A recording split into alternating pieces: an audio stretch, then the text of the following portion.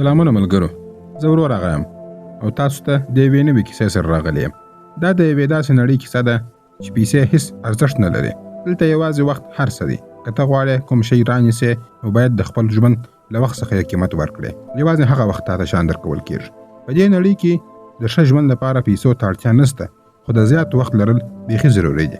کله چې یو انسان 25 کلن سي، د هغه په لاس کې یو ډیجیټل ساعت ښکاره کېږي چې په کې یوازې د 1 کال وخت وي، او کله چې دا وخت صفر ته ورسیږي د هغه ژوند په اتومات ډول سره ختمیږي. شتمن خلک دومره ډیر وخت لري چې زرګونه کاله ژوند کولی شي. هغوی د ځان لپاره بیل ښار جوړ کړی دی، یو خوندي او آرام ځای. خو له بلې خوا یو ځای شته چې ګیټو ښار نومیږي. دلته غریب خلک ورځ او شپه کار کوي یوازې د دې لپاره چې لږ وخت وګټي. که کار ونه کړي د هغوی وخت ختمیږي او مړه کیږي. په همدې ښارګوټي کې یو هلک اوسېده چې نوم یې ویل و. د هغه په ساعت کې یوازې 23 ساعته وخت پاته و. ویل له خپلې مور سره اوسېده، او ځکه چې عمر د 25 کلنۍ وروسته نه زیاتېږي، نو د مور که څه هم 50 کلنه وه خو لا هم ځوانه ښکاره کېدله. نن د هغې 50مه کلیزه وه. ویل تېره شپه اضافي کار کړی و تر څو د خپلې مور لپاره یو بوتل شمپین واخلي او هغې ته د خوشحالۍ ډالۍ ورکړي. مور یې دا ولیدل او ډېره خوشحاله شوه. هغې وویل زه اوس دا هیله لرم چې د خپلو لمسیانو مخ ووینم. ویل ته یې وویل ته ولې له یوې نجلۍ سره واده نه کوې؟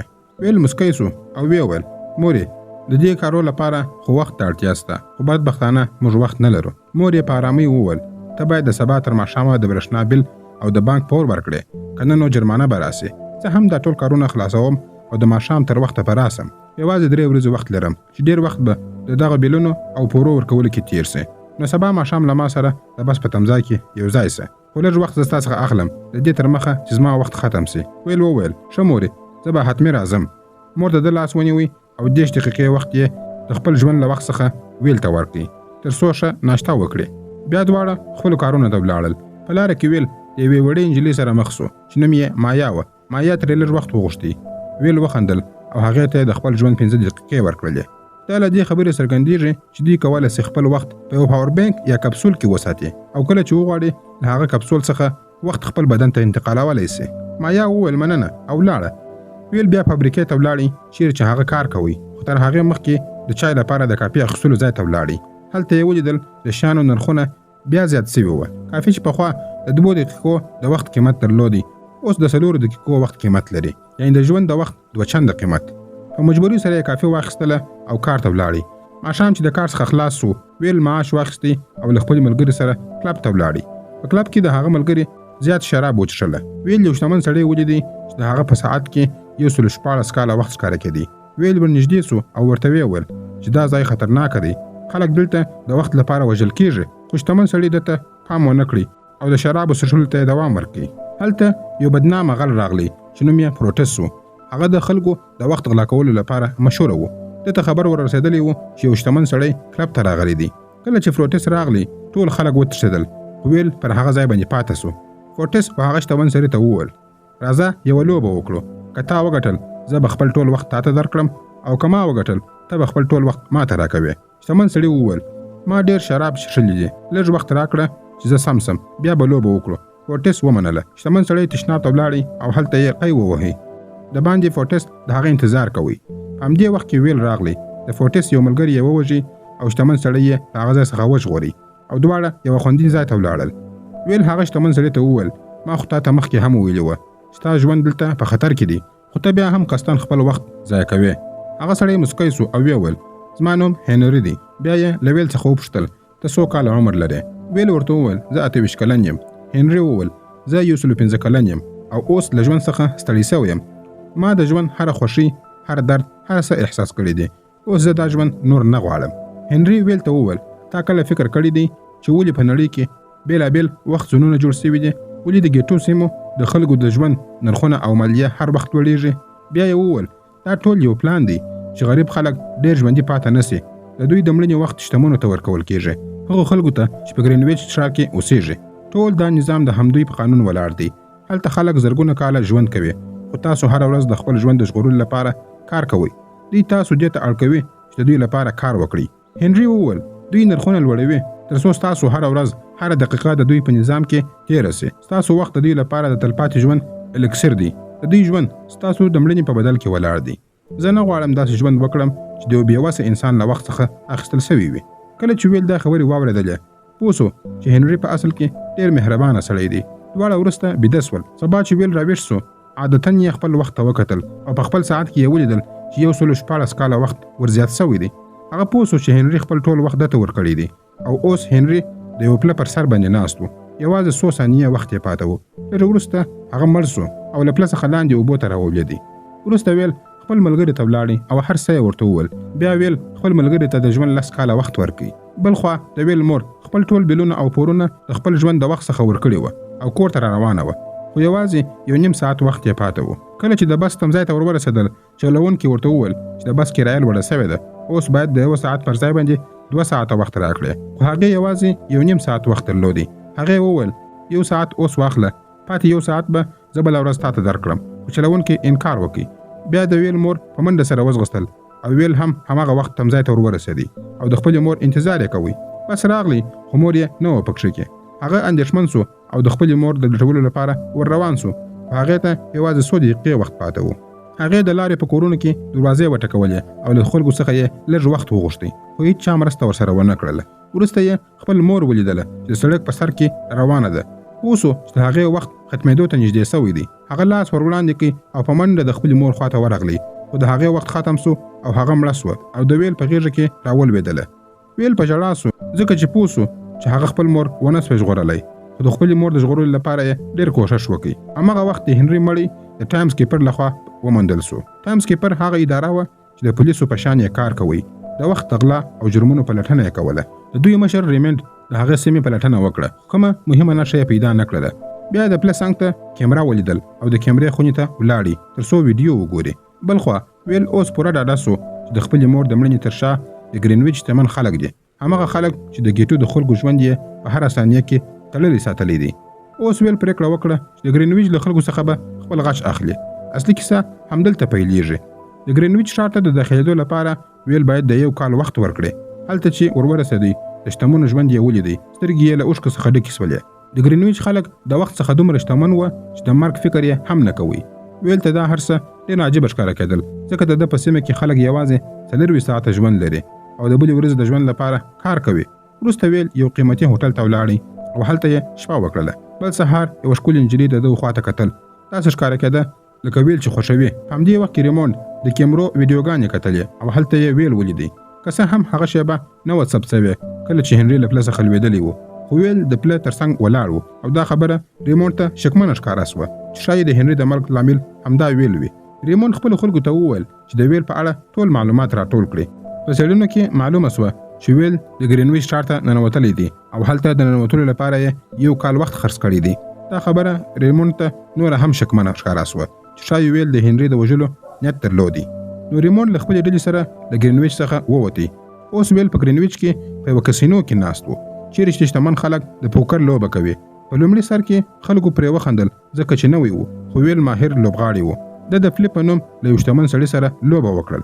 فلیپ د سیمې تر ټولو شتمن سړی و او خپل د وخت بانک یې هم درلودی. د هغه لور سلویا هم ورسره وه، هماغه نجلۍ چې مخکې یې په ویل باندې سترګې لګېدلې وې. په لوبه کې ویل د خپل ژوند ټول وخت په خطر کې کښېښودی او د فلیپ څخه 1100 کاله وخت وګټي. د دې په لیدلو سره سلویا ډېره حیرانه کړه او له هغه سړي سره یې علاقه نوره هم زیاته سوله. نو یې ویل خپل د کورنۍ د ماښام مېلمستیا ته راوبلئ. بل ماښام ویل نوی موټر رانیوي او د فلیپ مېلمستیا ته ولاړی. هلته ویل او سلویا ګډه نڅا وکړله او سلویا ورو ورو د ویل په مینه کې راښکېله سوله.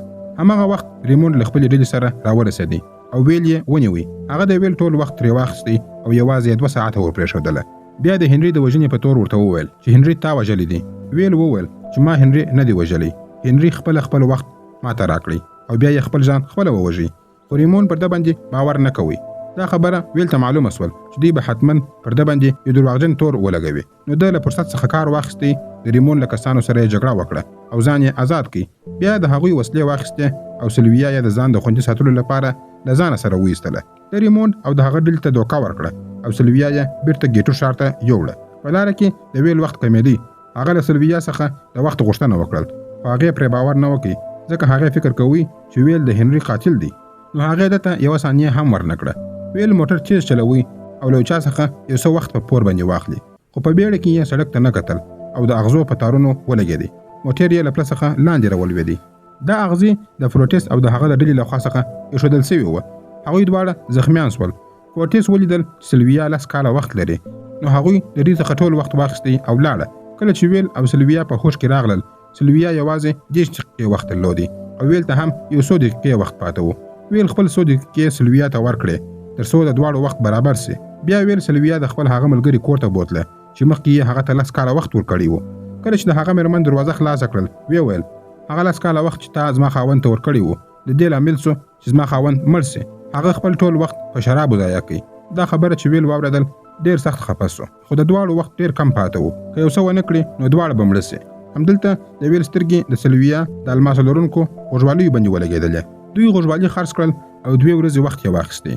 وروسته ویل د ټلیفون له لارې څخه د سلویا پلار فلیپ ته زنګ ووهي او ورته ویل چې لور دې خوندي ده، خو د هغې د خلاصون په بدل کې یې 10,000 کاله وخت وغوښتی. او ویل ورته وویل چې دا وخت باید د بانک له لارې څخه بېوزلو خلکو ته ورکول سي، که نه نو لور دې وژنم. وروسته ویل سلویا خپله کور ته بوتله او دواړه د سهار لپاره په انتظار باندې کښېنستل. کله چې سهار سو، بانک خلاص سو. دواړه ولیدل چې بانک والا و هیڅ وخت نه دی ویشلی. سلویا ډېره خفه سوه. اوس پوه سوه چې پلار یې یوازې سوداګر نه بلکې د ظالمانو د نظام برخه هم ده. د پلار لپاره د لور خبرې بې ارزښته وې. ده یوازې د شتمنو د ژوند کلونه ژغورل. کله چې دا ولیدل، ویل ته معلومه سوه چې سلویا نور دا حالت نسي زغملی، نو پرېکړه وکړه چې هغه بیرته خپل کور ته بوځي. ده هغې ته وویل چې ځان خوندي کړي، وسلې یې ورکړې. خو همغه مهال هغه د وخت ساتونکی ریمون راښکاره سو او پر ویل باندې یې وسله ونیوله. ریمون غوښتل چې ویل ووژني، خو سلویا له ویرې څخه پر هغه باندې ټک وکړي. مرمۍ د هغه پر لاس باندې ولګېدل او د هغه څخه وینه بهېدله.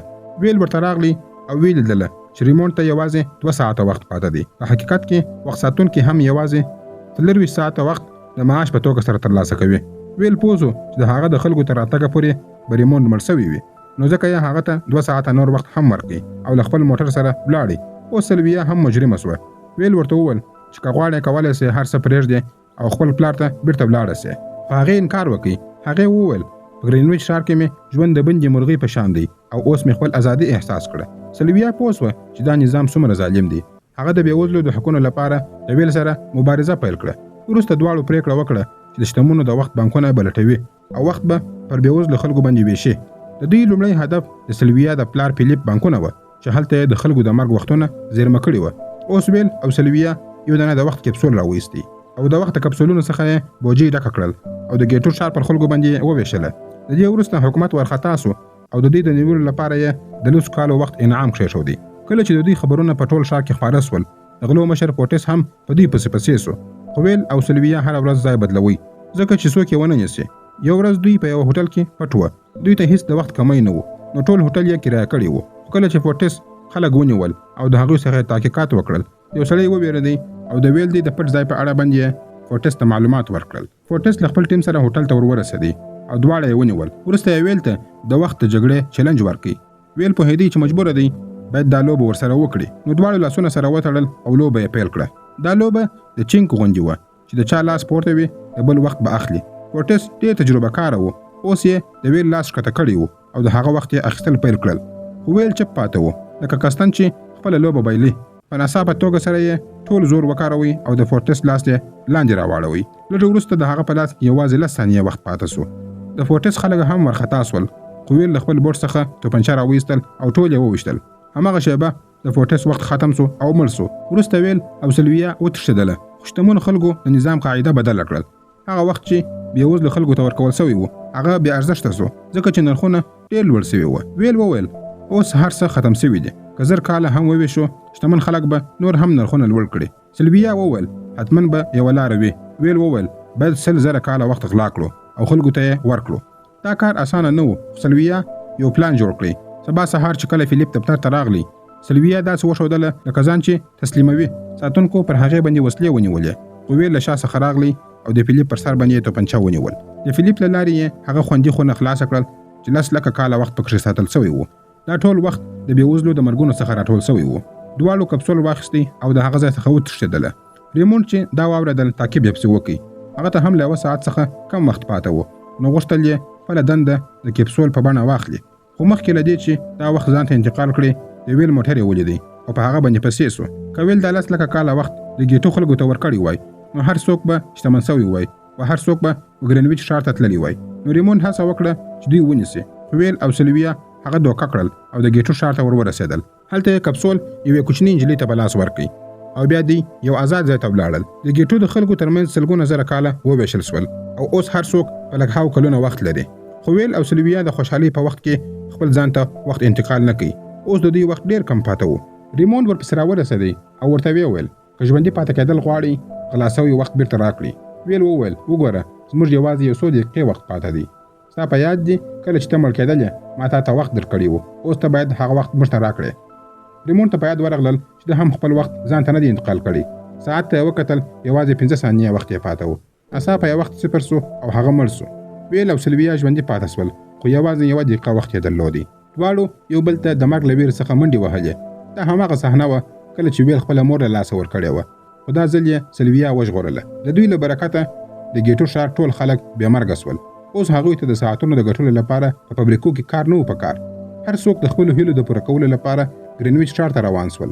هلته د شتمنو نظام نړېدلی و او اوس ټول غریبان او بېوزله خلک هملته راغلي وه.